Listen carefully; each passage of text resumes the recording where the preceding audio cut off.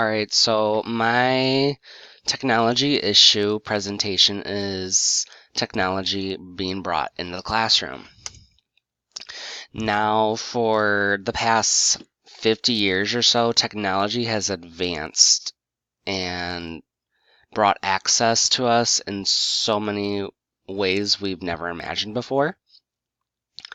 Um, and I will be discussing from other perspectives about the idea that's been controversial about bringing technology into the classroom and how it can benefit the young minds of today. So, a positive impact bringing technology in the classroom, it can improve your engagement, improve knowledge retention, incorporate different learning styles, which would be great considering no kid is the same. Everybody learns at their different pace and learns in a completely different style. So for teachers who have so many different kids, that can really help with just one device in the classroom. It can also improve collaboration where students on multiple devices can go in the same app and work on an assignment with each other. It can also provide successful teaching and individual growth and learning. A negative impact is that it can be distracting with the devices in the classroom, but I know there are apps the teachers can install on those devices where they can't exit out of the app that they are on with the lesson. Um, Also, a negative impact is that these devices can disconnect them from social interactions. They're just glued to one device in the classroom, doing an assignment, not talking to anybody else, but that can vary. Another issue is that students don't always have access to technology or online, but I know teachers can provide equity and equality within their classroom. Another issue is that it can foster cheating when students are on a device and they can just exit out, go on the internet, look up the answers to their assignment or test. And also, it's pretty labor intensive with planning for teachers, planning their lessons. It can take a while through technology, but it all depends on their time management. Now, since technology is increasing and changing over time, it's advancing with new forms every day. And those new forms are being brought into the classroom and being taught, students are being taught how to use them. For example, 3D printing has been excelling over the years and being brought into workshops in certain classrooms, and students are learning these advancements. Another thing are smart boards, which is in the picture here. They are touchscreen, they can use pens to teach their lesson, and they make it a lot easier than the chalkboards or overhead projectors. Another form is AI tutoring.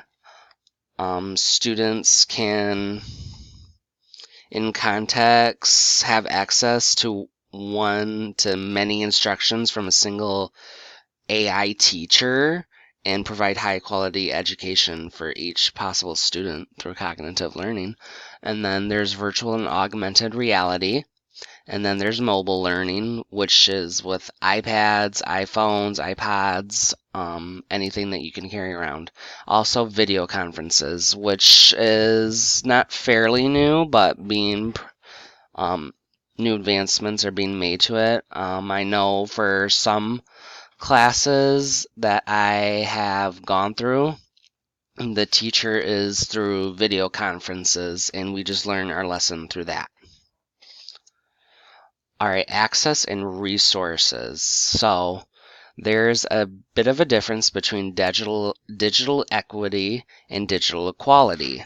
Now, digital equity is where, everybody's learning at the same pace, but there are some people falling behind a little bit, and digital equality is where everybody's learning at the same pace with the same amount of access to technology.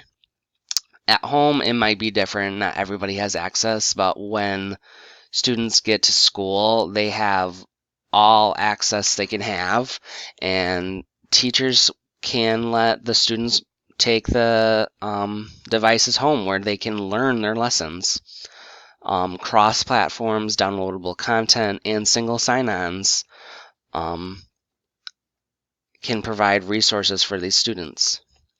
Now, possible setbacks with technology in the classroom, there are power outages and glitches going on every single day. And the school I went to, they had a power outage at least once a week, considering we were out in the middle of nowhere and we weren't able to sometimes learn our lessons because the lessons were on the computer or through our devices and we had no Wi-Fi to get on.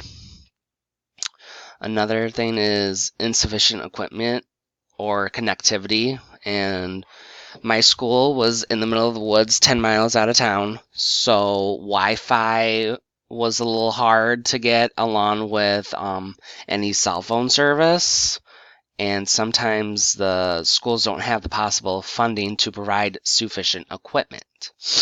Another possible setback are congested computer workshops. The computer labs could always be filled up, and there's never any time to take time out of the day to get your lesson through without being able to use a computer.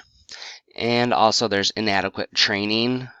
I know teachers, the older generation of teachers, sometimes aren't fully trained with using certain forms of technology to provide their lessons, and it can be difficult for them. But I know with a newer generation of teachers coming in, they have the experience with the technology to be provided the training and to provide their lessons to the students. Now, from different perspectives I got from EAB.com, from Kathy Escarcha, her blog discussed about different perspectives of laptops and phones and other forms of technology brought in the classroom. She got perspectives from other staff members or people associated with education and their viewpoint on education and technology. So for Aaliyah Griffin, she talks about no matter how invested students are in a discussion, a phone beep can distract them. Students also tend to hide behind their devices, using them to avoid participation in class or engaging with their peers, which brings back to a negative impact. But Catherine Prendergast discussed blanket bans on devices make the classroom less inclusive for students with disabilities, and making students request to use their laptop may unintentionally invade students' privacy by forcing them to disclose a disability. And sometimes devices, technology, can help students with one-on-one learning with their disability. And then Derek Bruff says faculty must adjust their teaching styles to compete with technological distractions. Traditional lectures, for example, aren't very engaging, and many exasperate students need to check their phones. And this is a changing world. This is a changing generation being brought up with technology. They need something to keep them occupied and free from distractions. They have to find a way to be fully engaged with lessons. And in conclusion, at the end of the day, it's up to the teacher to make the decision what's best for the students. It's their job while their students are at school to at least monitor their usage of their iPhones, iPads, and other forms of technology so it won't interfere with their lessons and social interactions, along with their full dependency on technology. The world and future generations are transforming. They're adapting to the new concepts in the classroom with ever-changing forms of technology, and it's something we have to get used to. And my resources.